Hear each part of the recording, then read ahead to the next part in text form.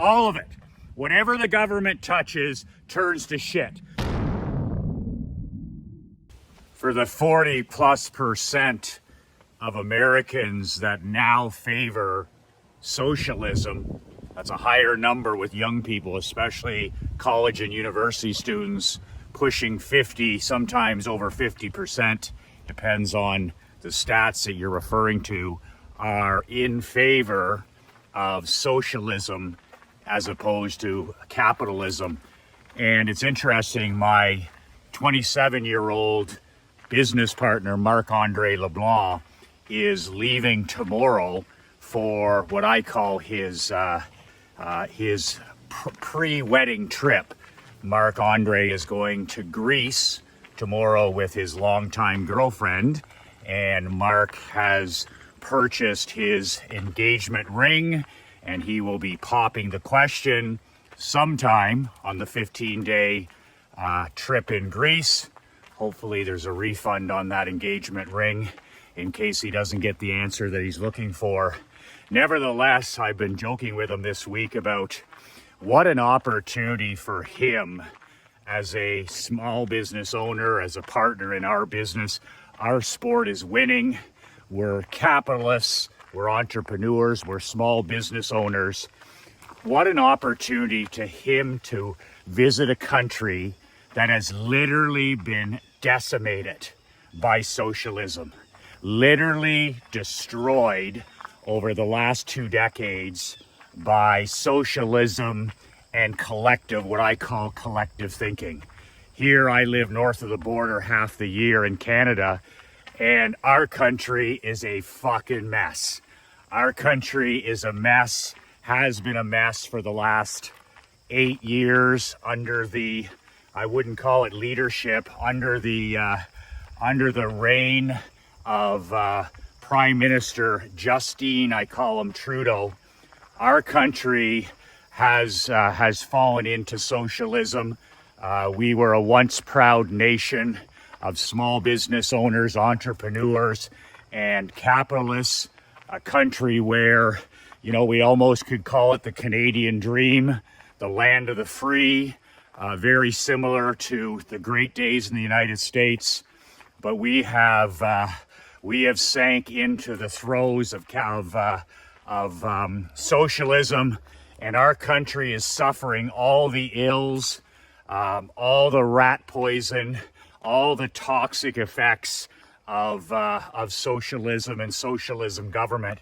So Marc-Andre is going to get a nose full of what a once proud country Greece looks like. Greece is one of the countries, along with Canada, Australia, I'm just thinking other countries that have fallen into socialism, Norway, Denmark. These were once great places to live, and they're still nice places, admittedly, to tour and to visit. Like him, Mark and his girlfriend will have a tremendous time because they're tourists. Canada here is a wonderful place to tour. We put on a good show. You leave here thinking, wow, what a magnificent country. Well, it's a magnificent country that's a lousy place to do business. It's a lousy place to be a self-made entrepreneur. It's a lousy place to, to be a person who is self-responsible. It's a lousy place if you like freedom. So he's going to get an eyeful in Greece, just like my wife Krista and I got an eyeful 13 years ago when we visited Australia for our honeymoon. 13 years ago, we were in Australia for 5 weeks. And at the time, I had a friend there who was a highly successful multi-million-dollar business owner. And after a few days in Australia, I was like, Mark, what? His name was also Mark. I was like, what the fuck is up with this place?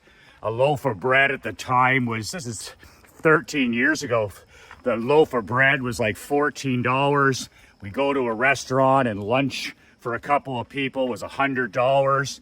And he said, Michael, he says, this is all coming your way eventually. And they had the carbon tax. They had all this green energy horse shit going on there. And they had the inflation that we now have in the United States and Canada. where a loaf of bread is, 30% more, a gallon of gas is 50% more. Everything costs more. Well, he told me this 13 years ago. He said this carbon tax is coming your way. He said this inflation's coming your way. These progressive politics, these socialist politics are all coming your way. So look out. And he was absolutely right. When Justine Trudeau replaced the great Stephen Harper, in my opinion, the greatest prime minister in the history of Canada, a conservative, right-wing, pro-business prime minister. I mean, we have had an absolutely brutal, whatever it is, 7 and 8 years. The only positive is that an election is coming up in the next year and a half, and Trudeau's days are over. He become so unlikable, so unpopular. He's literally gone from the rock star leader on the world stage to the laughingstock of world leaders. Absolutely the laughingstock. And our country has become the laughingstock, letting our military crumble, our school systems, our health care, the way we're handling everything, our taxation. We have never been in more need of true capitalist leadership north of the border. So when Mark gets to Greece, he's going to get to see the evils of socialism, the poison of collectivism, where literally there's no motivation for anybody in your society to risk or stick their neck out or invest their money to build anything, to create something, to hire people, to produce something, to sell something, to build a business. There's no reason to be self-sufficient. There's no motivation or inspiration to be self-reliant or self-responsible, because in the end, in socialism, it's all one pot for everybody. So the guy who does jack shit, doesn't risk anything, doesn't even work, he's taken care of by the evil rich, the evil top 5%ers, the evil entrepreneurs, the evil producers, the evil rainmakers like you. It's your responsibility to make sure that he has a living wage. Even though he doesn't want to work, he could have 3 jobs. He doesn't have any. This is what we have in this country. Mark will see it in Greece, where they have that living wage horse shit, where everybody gets a certain amount no matter what you do, whether you lift a finger or not, a living wage. Economic failure, the living wage has always been an economic failure. Socialism has failed every single country it's been tried in for the last 100 years. Socialism isn't new, communism isn't new, capitalism isn't new. All 3 of those forms of government have their pros and cons, but there's nothing even close to as effective at bringing people up and rising the rising tide that'll raise all boats. There's nothing even as close to self-responsibility, to building the life of your dreams, building opportunity, rewarding hard work, rewarding risk than capitalism. It's not perfect, but it's sure a lot better than socialism or communism. So we're into the realm of big government here in Canada, in Greece, in Norway, and Australia. It's the same thing. Big brother, big government, big pharma, big tech, all around, right? So Mark's going to see what living wages do to small business. He's going to see what a minimum wage does. That shit that they have in California and they have here in Canada, where you're paying a person, $15, $16 an hour, even though the job they're doing isn't worth $5 an hour, but they get it anyways. It just slaughters the restaurant business. It just murders small business. And it makes small business owners like us say, well, if I'm going to get killed with wages, I'm not going to grow my business. I'm not going to spend any money on marketing. I'm not going to invest any money on advertising. I'm just going to get by with what I have, keep it a small business and there's no motivation to grow. There's no inspiration to sell anything. And then, of course, that's like putting glue in a gas tank. Socialism, my dad says it best, is putting glue in your gas tank. Socialism is putting glue in your gas tank.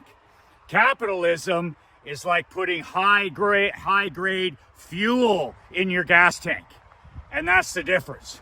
But in Greece, he's going to see the millions of small businesses that have gone bankrupt because of minimum wage hikes, because of a living wage, because of these socialist and progressive ideas, free breakfast at school, free medical care, free college, open borders, and then treating illegals when they come in like first-class citizens, but then treating your citizens like second-class citizens. Does any of this sound familiar? And he's going to discover what a taker society looks like, where it's all about me, what's in it for me, doing the very least that I can do. So I joke with him and I said, you know, you're going to be in socialist heaven for 15 days. It's going to all appear wonderful because you're a tourist. You're a tourist. It's supposed to look wonderful. But if you peel back the peel, and you talk to small business owners and store owners and restaurant owners when you're there, you're going to get a very, very different story. So that is, I'm looking forward to him returning in a couple of weeks. In the meantime, I'm going to do some short videos over the next 15 days. They'll be coming to your email box, and I'll post them every day here on YouTube. As always, if you want a free copy of my brand new book, 5 Ways to Unfuck Your Life in the Next 30 Days. I wrote this book about 2 to 3 months ago. It's a book for entrepreneurs who want to get their shit together and kick ass and take names. If you want a free copy, the link is in the description below, or you can go to brassballsvideos.com. When you put in your email, I'll send you a copy of the book by email in 5 minutes. Okay, so, but a word of warning about my new book. It's only 22 pages. You can print it off. You can read it in 20-25 minutes. It's not every entrepreneur's cup of whiskey. Just like socialism, just like Greece, just like communism, it's not every entrepreneur's cup of Jack Daniels. I wrote this book for champions, not for chumps, for winners, not for whiners. If that's your cup of Earl Grey, you can click on the link below, brassballsvideos.com, put in your email, and I'll email you a free complimentary copy of the book within 5 minutes of receiving your email. So good luck to my business partner, Mark Andre. A well-deserved 15-day trip. I really hope that he gets the answer to the question that he's looking for. Him and his girlfriend are magnificent people. It's a privilege to work with him. He is a very different 27-year-old than most 27-year-olds. And it's just, it's a well-deserved rest and adventure for him. And I can't wait to get his feedback on governmental reign in a place like Greece.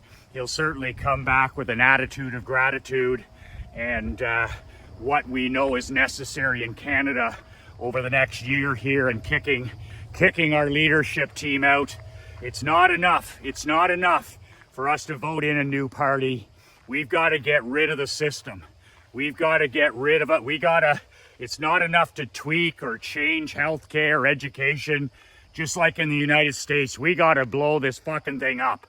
I mean, it's rotten to the core. It's rotten from the inside out.